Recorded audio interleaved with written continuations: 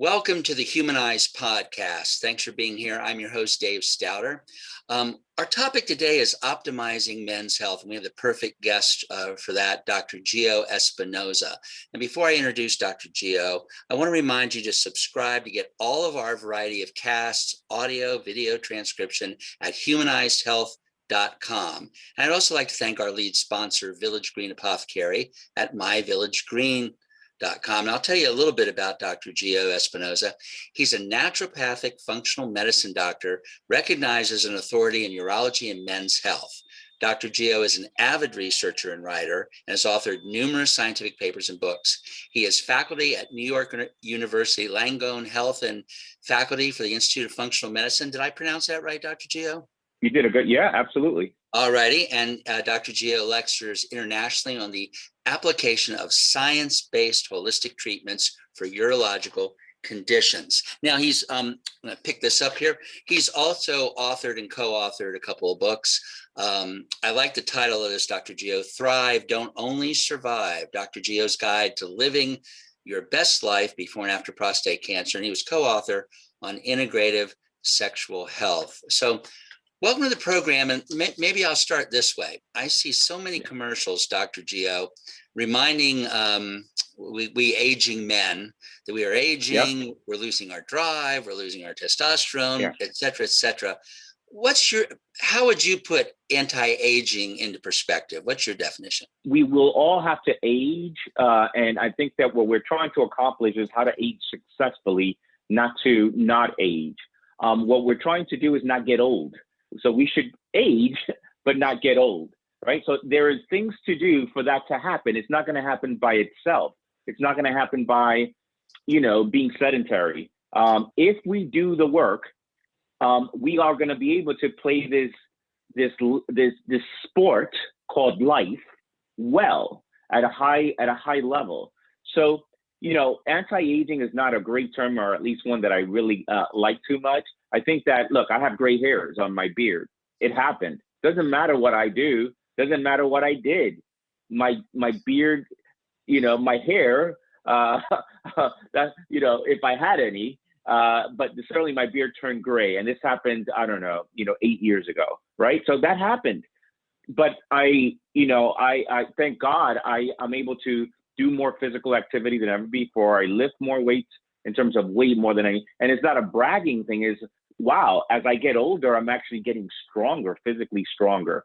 So I think that what we want to do is age gracefully, and we want to do better with age. There's nothing more disheartening to me than a man now retired, 65, 60, 67 years old, but they can't do anything.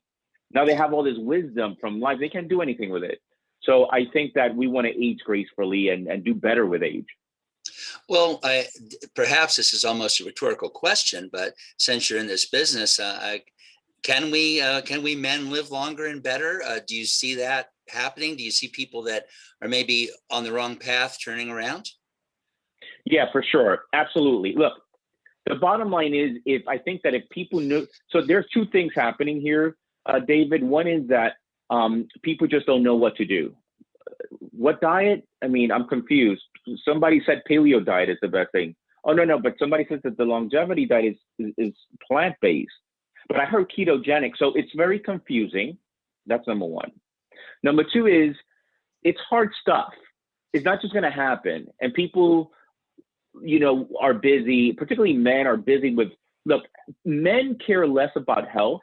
They care more about performance. So if they only care about their health to the degree that their health interferes with their performance. So I think that if we shift that mindset and we actually learn that, hey, we're in the long game here. We are here and we want to play the game as best as we can, this sport called life, for as long as possible. I think we have, what is it that I need to do, number one, and how can I apply it on a day-to-day basis? And the things are eating well, exercise, sleeping well, and taking the right nutraceuticals. The more you do of these four elements, the better we do, and the higher the likelihood of living longer and better with age. All right, well, let's, in our time here, let's get to maybe some key points and a couple topics. Obviously, sort of mental performance is Yeah. is big for everybody. So what are some of the key things we men can do to have some confidence that we're not heading towards all the different manifestations of dementia? So David, the first thing I would say about that is that yes, men, one of their top concerns and top fears is losing their memory, having brain issues or dementia or Alzheimer's. They fear this, and this is, I consult with thousands of men in my clinic. They fear this even more than death, right? So that's a very good question. So what do you do about it? What you do about it, and what the research shows, and what we need to implement from the research is that we want to have a low, carbohydrates have been linked to things like dementia and Alzheimer's, particularly simple and refined carbohydrates. These are the things that are actually addictive. They've been linked to it, right? So you want to limit the consumption of these types of foods. Number two is physical exercise, physical activity, roughly 4 to 6 hours a week. Yes, you have time. Yes, you have time. Because then what happens is, from getting ill, then you have to create time to figure out and overcome your illness.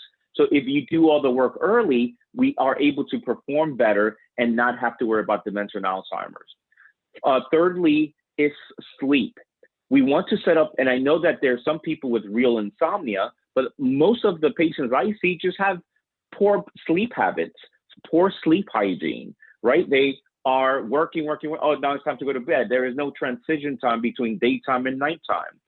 They have a racing mind. I just wrote a blog post for drgeo.com, my newsletter, and it was about how to sleep better. What happened to most men I see, and I see only men in my practice, is that they go to sleep, but they wake up at 2 or 3 o'clock in the morning, and then they can't fall back to sleep. That's a racing mind. The mind is racing in that scenario. They have too many thoughts. And so then, yeah, they fall asleep because they're pooped, but they're waking up roughly is always between 2 to 3 in the morning, ironically. And so then you want to write things down and you want to journal. You're trying to figure things out. We're always trying to figure things out. So writing down in a notebook and journaling actually is very helpful. Lastly, there's some nutraceuticals that I use very successfully. They include acetyl-L-carnitine. They include Bacopa.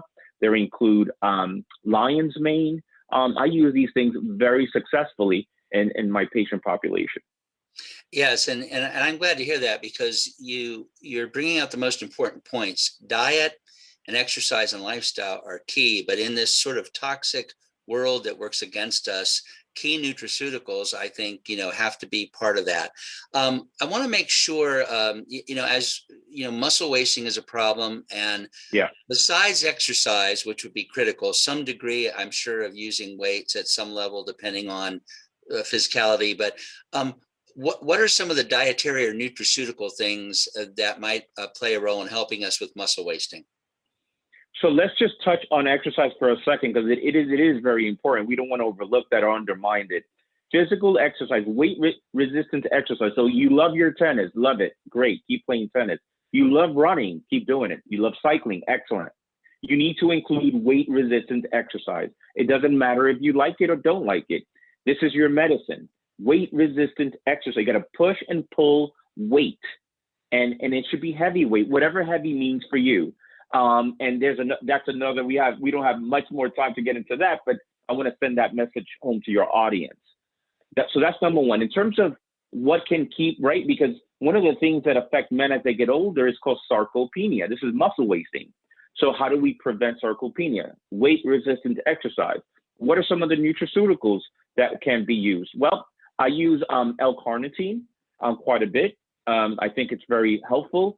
I use creatine. Creatine is actually a very, very good nutrient in terms of when anyone goes by any of these vitamin stores and they see these big jugs of protein powders, right, with funky names and, do better, design, power protein or whatever. There's been very little research on any of those things. But one of the things that actually shows a lot of research is creatine and showing beneficial effects. So creatine is actually a very, very good nutrient and amino acid to take to prevent sarcopenia and to keep men strong. So that's one of my biggest go-tos is creatine. I'm glad you brought that up. In the last couple of minutes here, it, most men run into prostate problems from minor to serious in their lifetime. And perhaps I might ask, what are some of the key bad habits that we men do that lead us to that place? And I would say that there is a genetic component. Some men are just more predisposed to urinary problems that do derive from prostate issues. But for I think for 70–80% of us, it's just lifestyle, right? So what are those key lifestyle things? I think excess alcohol consumption. Look, everybody can have a drink here and there, no problem. Excess alcohol consumption, however, can start causing inflammation and inflammation around the prostate. One of the key things that happens with the prostate is inflammatory. So it starts growing. Not only does it grow, but it starts squeezing the tube, the urethra that brings out the urine. So then that causes urinary problems. So that is that. The other thing is, Dr. Geo, what is the number one thing that men need to focus on to live better and happy? Well, there's no number one thing. There's no, get gun in my head. What's the number one thing? Give me the one thing. Oh, I don't know. All right. You have to have healthy, smooth muscles. Healthy, smooth muscles. What does that mean? You and I, and we all have three types of muscles in our bodies. We have skeletal muscle. That's the muscle to move our bones. We have cardiac muscle. Muscles around our heart. And we have smooth muscle.